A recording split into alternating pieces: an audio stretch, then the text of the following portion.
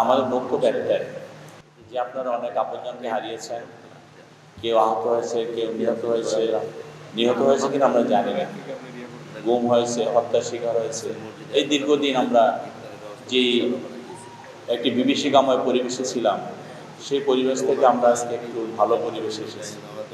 তো স্বাভাবিক কারণে আমাদের যাদের ত্যাগের বিনিময়ে আমরা আজকের এই জায়গায় এসেছি, আমরা তাদেরকে ভোলার মানুষ না। কারণ তারা আমাদের রাজপথে, আজকে আমার বাম পাশে যেমন প্রধান অতিথি বসে আছেন আমিনুল সাহেব, ডান পাশে আমাদের রিয়াজ বসে আছেন, তারা কিন্তু আমাদের পাশে এরকম ছিল।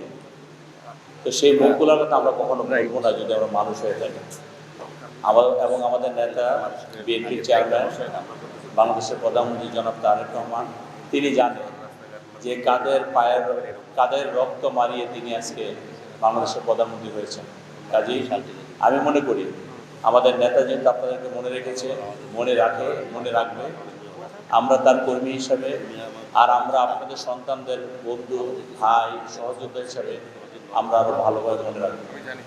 বক্তব্য দীর্ঘায়িত না করে শুধু এই কথাটাই বলতে চাই, জীবনে যতদিন বেঁচে আছি কি করতে পারবো কি পারবো না সেটা জানি না, কিন্তু সবসময় আপনাদের পাশে থাকবো। আর আমাদের হারিয়ে যাওয়া সেই ভাইদের জন্য, আমাদের সহযোদ্ধার জন্য আমরা দোয়া করব।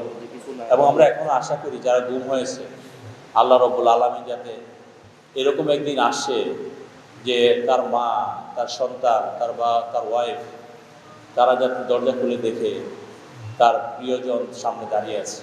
আল্লাহর কাছে শুধু এইটুকু দোয়া করি।